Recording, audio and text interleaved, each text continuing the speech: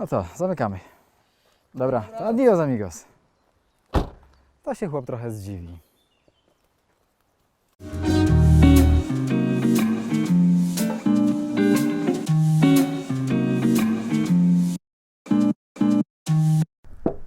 Ratunku! Ścigać mi się chce! Ratunku! Buongiorno! Piotrek! Cholera jasna, k***wa mać! Na 3 miesiące mnie w bagażniku zamykasz! Co się stało? Ludzie się burzą! Nie robisz testów bagażnika, musiałem coś wymyślić, No nie? co żeś wymyślił? No taka akcja. Alfaportacja, ubierz się. Gdzie my w ogóle jesteśmy? Nie wiem, żywiec. Piotrek, mieliśmy nie pić więcej! Co to za samochód w ogóle? Też Alfa Romeo 147, tylko taka wersja. Ducati Corse. Mieliśmy nie robić kors! Gdzie jest Artur?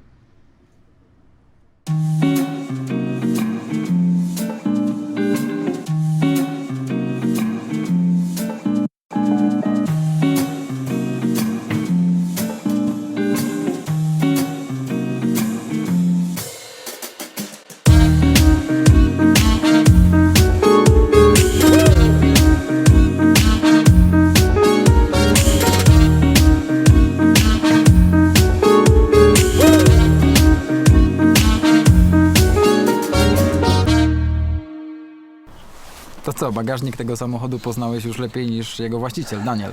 Cześć. Ciao. Cześć. A wiesz dlaczego właśnie Ducati? Wiesz co, nie wiem, może dlatego, że jesteśmy blisko miejsca, w którym Arek swoją GT ściga się z motocyklistami? No, blisko, blisko. W 2007 roku, żeby uczcić sukces w Moto Grand Prix, Ducati razem z Alfa Romeo wypuściło taki limitowany egzemplarz 147 właśnie. To przypadek, czy specjalnie polowałeś na ten konkretny egzemplarz? To znaczy tak, któregoś dnia zauważyłem na portalu aukcyjnym ten samochód, on był delikatnie rozbity, po czym pochwaliłem się wysyłając linka swojemu koledze Wojtkowi, że takie auto jest w Polsce. Pozdrawiam Wojtka w ogóle serdecznie z tej strony. No i co? No i samochód po kilku dniach zniknął z ogłoszeń, po czym po kilku tygodniach zadzwonił do mnie Wojtek i mówi, że jest właścicielem tego samochodu. Naprawił go, bo on był delikatnie rozbity, a następnie po kilku miesiącach sprzedał mnie. Ale warto tutaj dodać, z tego co rozmawialiśmy wcześniej, że na tej aukcji dosyć okazyjnie ten samochód był wystawiony, prawda? Był bardzo, nie pamiętam dokładnie ceny, ale wiem, że była bardzo okazyjna. Czyli handlarz był troszeczkę nieświadomy i można powiedzieć, że płakał, kiedy sprzedawał. Klasycznie. Albo teraz będzie płakał, kiedy się dowie, co tak naprawdę sprzedał.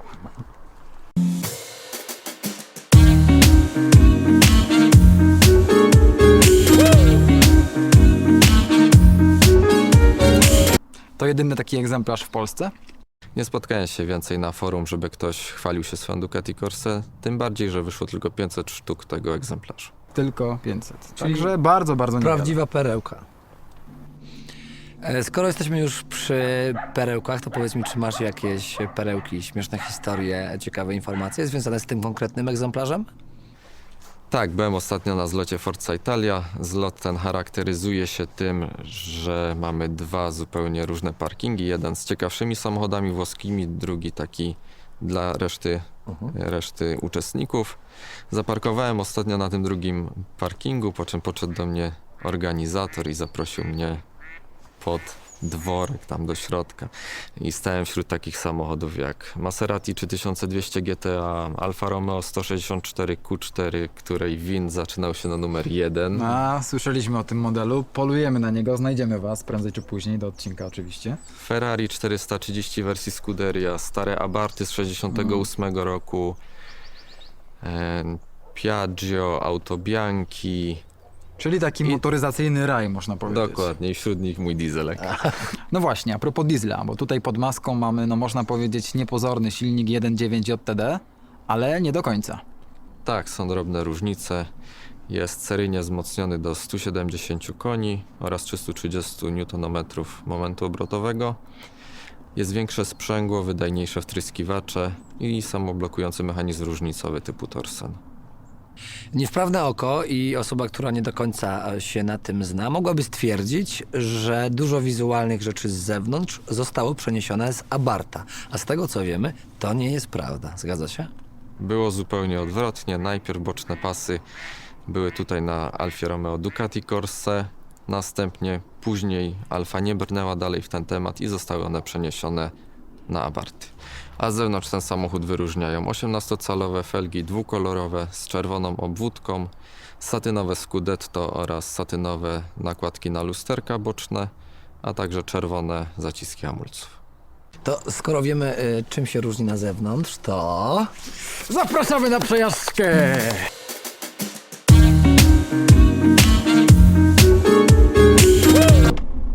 No i klekot donośny się rozniósł w tych pięknych okolicznościach przyrody, a my jesteśmy w pięknych okolicznościach skórzanych w środku. No właśnie, skoro już powiedzieliśmy, czym ten samochód różni się na zewnątrz od standardowych 147, no to skupmy się na tym, co w środku. A co tutaj mamy? No na pewno fotele Recaro, kubełkowe, czarna skóra przyszyta czerwoną nicią, Z emblematem Ducati. zagłówki z przeszyciem Ducati Corse, inne wskaźniki prędkościomierza, inny wzór tych wskaźników, pomiędzy wskaźnikiem poziomu paliwa i temperatury cieczy chłodzącej też znaczek Ducati Corse. No i to co najważniejsze, czyli czerwony przycisk Sport. To co, myślę, że możemy ten przycisk wprawić w życie? Możemy wprawić, nie ma problemu. Nie możemy się doczekać już, bo to jest właśnie dusza tego samochodu. Tak, gdybyśmy byli w innym obszarze Polski, w innym rejonie, to powiedzielibyśmy, że nie nacisnąć, a wdusić. No to teraz nas wdusi w fotele. A, tutaj Daniel to jest dobry zawodnik, bo jeszcze nic nawet nie prosiliśmy, nic nie sugerowaliśmy. A on już tutaj pokazuje nam pazura. I bardzo dobrze. Bardzo dobrze. No to O skoro to już chodzi. jesteśmy przy takiej jeździe szybszej, nawiążmy do jazdy dłuższej. Powiedz mi, Daniel, jak sprawdza się komfort tego samochodu? Jak jedziesz w dłuższe trasy, to czy jest uciążliwa jazda, czy nie? No jest troszkę bardziej uciążliwsza, ponieważ tutaj jest obniżone zawieszenie o 20 mm, inne sprężyny, Eybacha, więc samochód jest twardszy. No, jest to spowodowane też dużym momentem obrotowym i dużą mocą pojazdu. Nie może to się gibać na zakrętach, tak? No to prawda, to prawda. A powiedz mi, jaką największą trasę, najdłuższą zrobiłeś? Najdłuższą, no to nad morze, bo ja pochodzę z Pomorza, to jeżdżę często do rodziny sobie. I pojechałeś się polansować tym samochodem w rodzinne strony. Pojechałem wielokrotnie, tak. No dobrze, a jak wyszło spalanie w takim razie? Bo jest chyba trochę większe niż... Nie. 5,5 spokojnie można w trasie sobie zejść.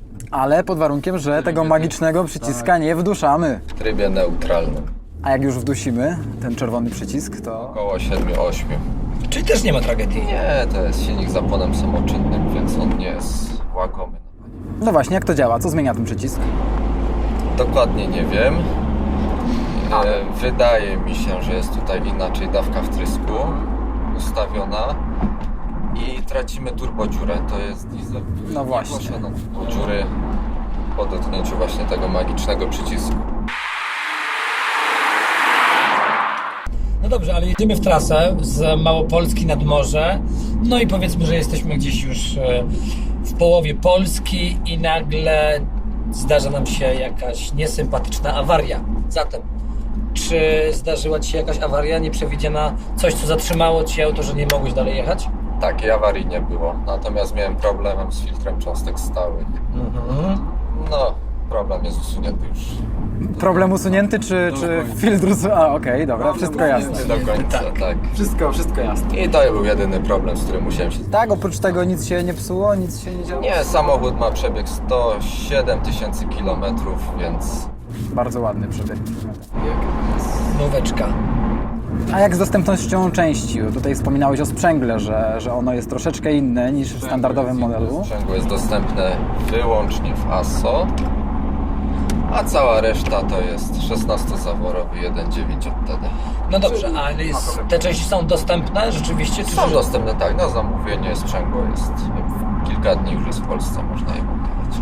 No ale wiemy o tym, że jeżeli załatwiamy nasze drobne usterki w ASO, to też cena jest, i to niestety odpowiednio Większa. Zgadza się, ten element nie ma zamiennika żadnego. Więc tutaj nie ma wyboru.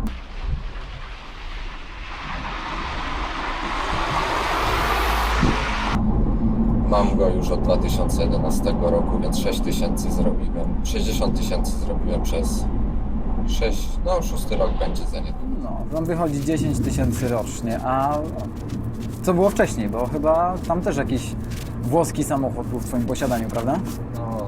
Jedynej właściwej marki zresztą. Tak jest, miałem już Alfa Romeo, również limitowaną edycję. Jak to się zaczęło? 145 w pakiecie Zendera, ona taka wychodziła. Też dużo przyjemności mi sprawiał ten samochód wcześniej. Jak to się zaczęło? Kiedy byłem mały, wiadomo, zasłona PRL-u opadła i na drogach już zaczęły się pojawiać różnego typu zagraniczne, zachodnie samochody. Audi 80, Mercedesy, W124. I któregoś dnia, nie wiem ile miałem lat, 4, może 5, z tatą szedłem przez miasto i stało coś na parkingu zupełnie innego. I zapytałem się, co to jest za samochód. Bardzo mi się spodobał. No, tata mi odpowiedział, że to jest Alfa Romeo. Nigdy wcześniej nie Jaka to widziałem. była konkretnie? Nie pamiętasz. Ale Nie pamiętam. Ale pamiętam, że to była Alfa. No i tak to się zaczęło. Później jak chodziłem do szkoły, no to też przechodziłem codziennie koło takiej czerwonej 33. Bardzo mi się ona podobała, tym bardziej, że miała napis na pokrywie bagażnika Boxer. Jeszcze nie wiedziałem, co to znaczy Boxer, tak sobie myślałem, że pewnie mocny samochód. dokładnie, normalnie chłopaki się zachwycają w wieku szkolnym, kiedy przechodzą koło atrakcyjnych 16. Daniel się zachwycał przechodząc koło 33. No ale miłośnicy marki wiedzą dobrze, o co chodzi. Myślałem, że jak dorosnę, to sobie kupię 33, ale marzenia przeminęły z pierwszym deszczem. Korozja w tym samochodzie niestety straszna. A właśnie, a propos korozji, jak tutaj się trzyma ten samochód? No tym samochodem nie jeżdżę w zimie praktycznie w ogóle, więc nie mam z tym żadnego problemu. Dlatego stan igła. Są drobne poprawki, na przykład teraz wyskakuje nam błąd, że jest podświetlenie tablicy rejestracyjnej uszkodzone, a żarówki obydwie świecą. Trzeba to tak grubiej sprawdzić, o co ty tu chodzi. Ale to nie są przeszkody takie, że nie odpalę, nie dojadę gdzieś na inne miejsce.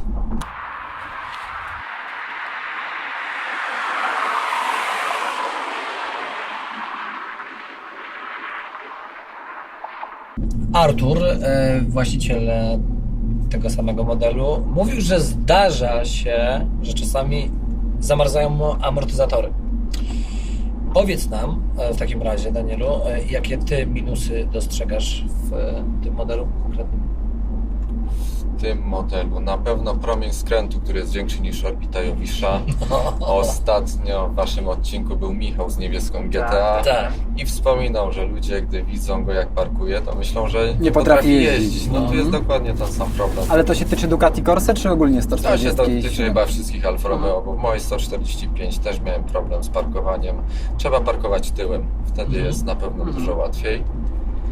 Kolejnym problemem są hamulce. Tutaj jest naprzód zamontowany hamulec o średnicy 284 mm. No to przy tej mocy to powiedzmy sobie szczerze, że to jest żałosne. Tutaj powinien być zamontowany 4-tłoczkowy hamulec Brembo. Nawet ten mniejszy 305 mm dałby radę. Oraz przełożenie skrzyni biegów z 2 na 3. Jest zbyt duże przełożenie. Tutaj puścimy może tych. Zbyt duża różnica przełożeń. No czym to się objawia? Jak dojeżdżam do ronda, to nie wiem, na którym biegu go pokonać. Jak chcę go pokonać na 2, bardzo wysokie obroty mamy w tym. Jak chcę go pokonać na 3, to mamy zbyt niskie obroty. No, nie leży mi ta skrzynia biegów, ale po pierwsze jest trwała, bo to nie jest już ta M32 awaryjna. No i to jest diesel, no to też te przełożenia muszą być pierwsze mniejsze. Czyli przydałby ci się tutaj, tak jak są w autach ciężarowych, półbieg jakiś taki między 2 a 3. No, coś tego pokroju. Skrzynia główna i skrzynia pośrednia jak w ciągniku. A zalety tego samochodu? Tylko tu nie mamy rewersu do przodu i do tyłu, tak? No a zalety? Zalety to cała reszta. Wygląd, prowadzenie, moc, spalanie. A propos mocy i osiągów, to tutaj przyspieszenie przeczytaliśmy, że około 8 sekund, prawda? Seryjnie podobno tak, ale nie wiem, nigdy nie miałem seryjnie. Kiedyś tu była większa moc, niestety intercooler nie domagał już przy tej dużej mocy. Miałem prawie 200 koni i 400 Nm momentu obrotowego. Trzeba było ją troszkę zmniejszyć, teraz mam około 185 i 370 Nm. No to ładnie. Do normalnej jazdy wystarczy, na pewno.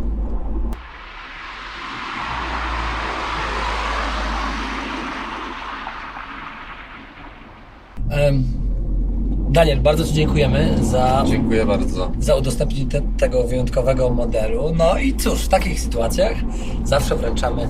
Upominki. Pierwszy od pasjonati.pl nasza smyczka, a drugi? Masz kluczyk. Okej, ty miałeś mieć kubeczek. Zatrzymalibyśmy się na chwilkę, bo bagażnik jest, wiesz? Bagażnik. No Dobrze, dobra. zatrzymamy się tutaj. Dobra. Oj, Mario. Szybko, szybko, nie narzekaj.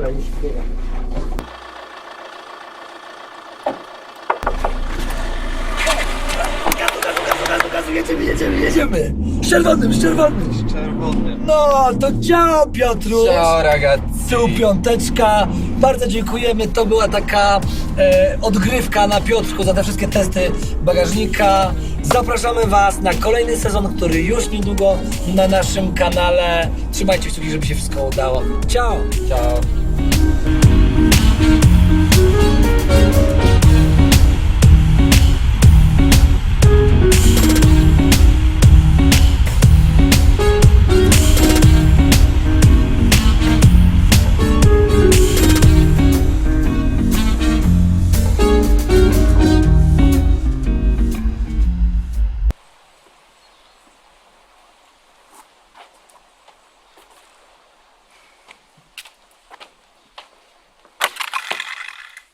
Alla prossima volta.